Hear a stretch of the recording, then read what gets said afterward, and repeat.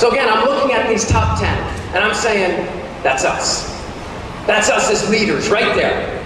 You ever want somebody to understand what you do? Bring out this copy and just hand it to them. This is what I do. This is exactly what I do. But our leadership is very different than the leadership that's in the business world. And for one, we can't fire anybody. Oh, dear God, don't you wish you could just fire a kid? You know, that little Jimmy, they're like, you're fired. You know what, you're all fired! Woohoo! Siesta! But we can't fire anybody, and this makes us a better leader, I think. Why? Because we have to figure it out. When we have personality conflict, we've got to figure out how to make this thing work. We can't just give the kid a pink slip. Even if we give a detention or a suspension because they deserved it, they're still coming back. We have to make it work. We have to be responsive to our students. But we also know that in the business world, they also have to be responsive to their clientele and to their customers. But where we differ is we have to be responsive to one, and the business world has to do it to a majority.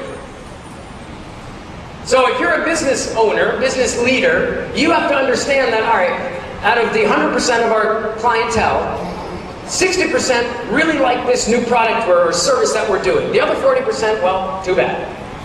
We can't do that in the classroom. We can't just say, okay, you three don't like what I'm doing, so just go sit in the corner. Okay, everybody else can. Little chat. We can't do that. We have to be responsive to the one. We have to make a difference in the life of one child. And that's one of the hallmarks of education. Now, we are leaders. We are leaders. We are leaders. I'd like to end with an analogy. And for those of you who are still learning English, this will have a lot of importance to you. For those of you who already know English, you'll really understand this. Educators are much like the word up. We cannot easily define this.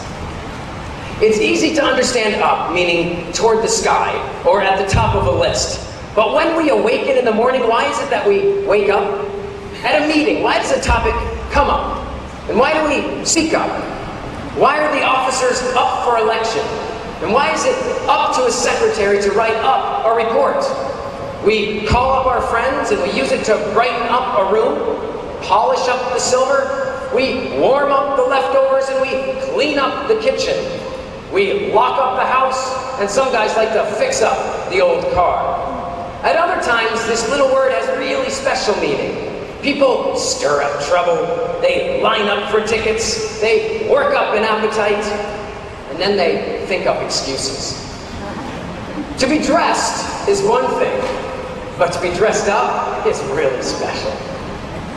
Now, this up is confusing. A drain must be opened up because it is stopped up. We open up a store in the morning, but we close it up at night. We seem to be pretty mixed up about up. Now, to be knowledgeable about the proper uses of up, look up the word in the dictionary. In a desk-sized dictionary, it takes up about a quarter of the page, and it can add up to about 30 different definitions. When it threatens to rain, we say it is clouding up. And when the sun comes out, we say it is clearing up. When it doesn't rain for a while, we say it's drying up. Now, if you're up to it, you might try building up a list of the many ways up is used. It will take up a lot of your time, but if you don't give up, you may wind up with 100 or more. Now, one could go on, but I'll wrap it up, for now my time is up. And I'd like you to stand up for yourselves and realize that we are leaders in this powerful profession. And that makes us leaders of the world. Thank you and enjoy the conference.